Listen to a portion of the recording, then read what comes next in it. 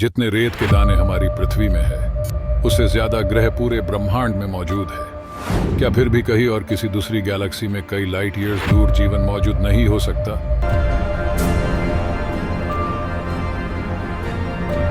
अभी तक जितना हम जानते हैं, जीवन का सिर्फ एक ही उदाहरण है, और वो सिर्फ पृथ्वी पर है। यूनिवर्स में कहीं और जीवन का कोई प्रमाण नहीं है, लेकिन इसका मतलब निश्चित रूप से यह नहीं है कि हमारे ग्रह के अलावा किसी दूसरे ग्रह पर जीवन ही नहीं है। क्या आपके मन में कभी सवाल आया है कि वे होंगे तो कैसे दिखते होंगे, उनका जीव विज्ञान कैसा होगा, और हम उनकी सभ्यता से क्या सीखेंगे? पर हमारे पास इसका सटीक अनुमान लगाने का कोई तरीका नहीं है। हालांकि विश्वास करें या न करें, भले ही हमने कभी एक भी एलियन नहीं देखा है, हम साइंस के आधार पर एक अनुमान लगा सकते हैं, ताकि हमें यह जानने में मदद मिल सके कि क्या उम्मीद की जाए। और हम सटीक निश्चितता के साथ नहीं कह सकते कि हमारे पास आने वाले कोई भी एलियन कैसे दिख सकते हैं, या वे सांस्कृतिक और तकनीकी रूप से कैसा व्यवहार कर सकते हैं। देखिए दोस्तों, आज मैं आपसे कुछ विचार साझा करने जा रहा हूं, जिसका मतलब यह हो सकता है कि अगर वे जब कभी यहां आते हैं तो आप पूरी तरह से असहाय नहीं होंगे। लेकिन पहले आइए इस बारे में बात करें कि हम वैसे क्यों दिखते हैं जैसे हम अपने शरीर को देखते हैं, भले ही आप नहीं जानते कि यह सब कैसे होता है। आप अनुकूलन का एक यूनिक उदाहरण हैं।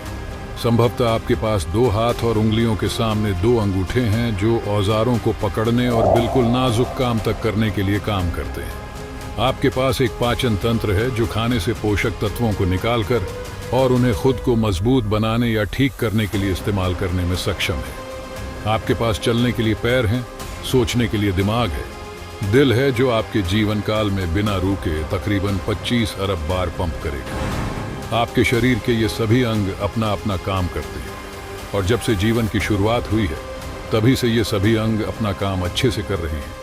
भले ही कभी कभी आपने यह नोटिस न किया हो कि आप प्रकृति द्वारा दिए गए कामों का एक उदाहरण है। प्रकृति वास्तव में यह पता लगाने में माहिर है कि कब क्या काम करता है। इसका मतलब कि प्रकृति जरूरत के हिसाब से चलती है। ये उन दिनों की बात है जब चार्ल्स डार्विन एवोल्यूशन की अपनी प्रसिद्ध थ्योरी के लिए गैलापागस BIS के माध्यम से यात्रा कर रहे थे। इस थ्योरी में आनुवंशिक भिन्नता और प्रतिस्पर्धा के कारण प्रकृति लगातार नई चीजों में बदल कर रही थी, और कुछ चीजें ऐसी हैं जो आपको बढ़त दिलाती हैं। हमारे सूर्य से आने वाली ऊर्जा को हमें शुक्रिया करना चाहिए। पर क्यों? इसलिए क्योंकि जो कुछ भी हम देखते हैं वो सूर्य की वजह से ही है। आप बोलोगे, इसमें क्या बड़ी बात है? हम सब रोशनी से ही देख सकते हैं, चाहे सूर्य की हो या किसी और चीज की। नहीं, मैं रोशनी की बात नहीं कर रहा। मैं बात कर रहा हूं आपकी आंखों की, क्योंकि आपकी आंखें उत्पन्न हुई या निर्माण हुई, इसके पीछे सूर्य का ही हाथ है। आपके मन में सवाल आया होगा, ये कैसे पॉसिबल है? देखिए, ये जो प्रकृति है ना, ये जरूरत के हिसाब से चलती है। आपने थ्योरी ऑफ एवोल्यूशन में सुना ही होगा कि हम बंदर से इंसान बने, पर बंदर में जो पूंछ है वो हम इंसानों में नजर नहीं आती। दरअसल बंदर पेड़ों पर ज्यादातर रहते हैं, वही खाते हैं, फिरते हैं, यहाँ तक कि सो भी जाते हैं। ये सब क्रिया करने के लिए उन्हें बैलेंस बनाने के लिए पूंछ की आवश्यकता होती है। जैसे जैसे हमारे पूर्वजों ने धरती पर रहना शुरू किया, वैसे पूंछ खत्म होती चली गई। इसका मतलब कि जिस चीज की जरूरत नहीं होती, उस चीज को प्रकृति नष्ट करने में लग जाती है।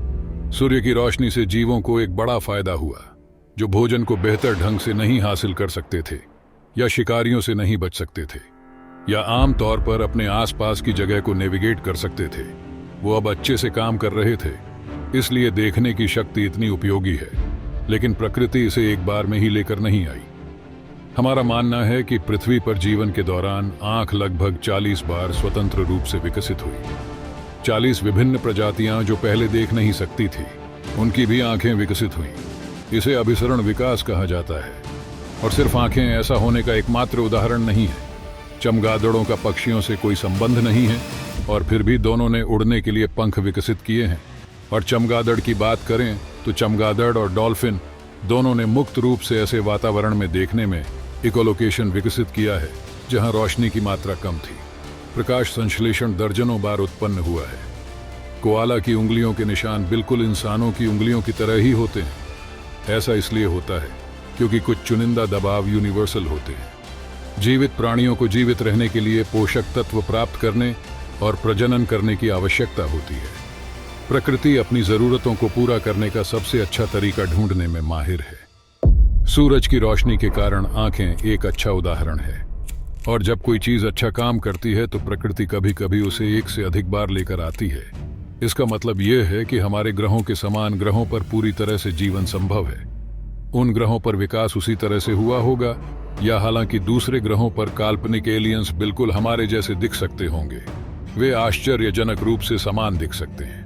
मैं हमेशा सोचता था कि यह मूर्खतापूर्ण लगता है कि साइंटिफिक फिल्मों में इतने सारे एलियंस मानव जैसे थे, पर 86 अरब न्यूरॉन्स के साथ मानव का दिमाग पृथ्वी पर मौजूद सभी जानवरों में सबसे जटिल है। यह सोचना इतना गलत भी नहीं है कि एलियंस भी वैसे ही होंगे। हमारे दिमाग की बदौलत खुद को कम गर्म रखना जरूरी हो गया है, क्योंकि हमने अपने लिए कपड़े तैयार कर लिए हैं। यदि एलियंस इंटेलिजेंट हैं तो वे भी बालदार या मोटी चमड़ी वाले नहीं होंगे, लेकिन इस तरह का लॉजिक पूरी तरह से लागू नहीं हो सकता, क्योंकि किसी दूसरे ग्रह पर बिल्कुल हमारे जैसा जीवन हो भी सकता है और नहीं भी हो सकता। यदि अलग अलग चयनात्मक दबाव हों तो अलग अलग मॉडिफिकेशन हो सकते हैं। उदाहरण के लिए बता दूं, कम गुरुत्वाकर्षण वाले ग्रह पर पौधे और जानवर पृथ्वी की तुलना में अधिक लंबे हो सकते हैं। यदि एलियंस इस प्रकार की परिस्थिति में रहते होंगे तो उनके शरीर को पोषक तत्व लेने या अपने शरीर में खून पंप करने में ऊर्जा की लागत कम लगती होगी। इसके विपरीत, बहुत अधिक गुरुत्वाकर्षण वाले ग्रह पर आप शायद अधिक गठीले, छोटे, भारी शरीर वाले एलियंस को देखेंगे। उनकी हड्डियों को भारी गुरुत्वाकर्षण में सहारा देने के लिए सघन होने की आवश्यकता होगी, या शायद वे जलीय होंगे, क्योंकि पानी में गुरुत्वाकर्षण की समस्या कम होती है। ऐसे ग्रह पर जो अपने तारे से बहुत ज्यादा दूर है, वहां रोशनी कम होगी, इसलिए वहां एलियन की आंखें बड़ी हो सकती हैं, या हो सकता है कि ऐसे ग्रहों पर एलियंस अपने आसपास की चीजें देखने के लिए इकोलोकेशन जैसी चीजों पर भरोसा करेंगे। अंडाकार ऑर्बिट वाले ग्रहों पर मौसमी तापमान बहुत अधिक भिन्न होगा। शायद ऐसे ग्रहों पर आपको हाइबरनेट करने या यहां तक कि निकट मृत्यु से वापस आने की क्षमता में वृद्धि देखने को मिलेगी।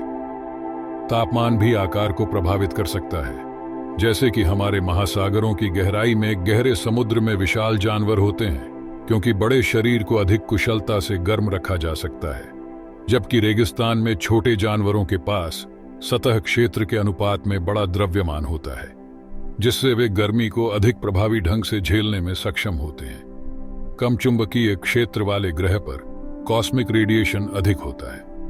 शायद जीवन की अवधि भी उसी तरह कम होगी जैसे भारी रेडिएशन वाले चेरनोबिल परमाणु ऊर्जा संयंत्र के आसपास होती है। कुत्ते और अन्य छोटी जीवन अवधि जीव पनपते हैं, जबकि लंबे समय तक जीवित रहने वाले मनुष्य प्रत्येक मामले में पीड़ित होते हैं। फॉर्म फॉलो फंक्शन के कारण जीवन उन स्थितियों के अनुरूप ढल जाएगा जिनमें वह खुद को पाता है, और यह यहीं समाप्त नहीं होता है। कुछ वैज्ञानिकों का अनुमान है कि कोयले या अन्य ईंधन स्रोतों का प्रचलन एक औद्योगिक क्रांति को जन्म दे सकता है। सिलिकॉन या दुर्लभ धातुओं की उपस्थिति या अनुपस्थिति कंप्यूटर क्रांति में मदद या बाधा डाल सकती है, जिससे सभ्यता की प्रगति तेज या धीमी हो सकती है। अगर एक बार कोई एलियन रेस उस मुकाम तक विकसित हो गए जहां वह बुद्धिमान हो गए, तो जब तक यह किसी अजीब तंत्र के माध्यम से अस्तित्व में नहीं आएगी, हम यह नहीं समझ पाए कि संभवतः इसने अपने प्रतिद्वंद्वियों से लड़कर और अपने लिए संसाधन इकट्ठा करके ऐसा किया है। और ऐसे प्राणियों से बनी सभ्यताओं में भी संभवतः जगह और संसाधनों की भूख होगी, चाहे वे ये सब चतुर कूटनीति से हासिल करें या आक्रामकता से।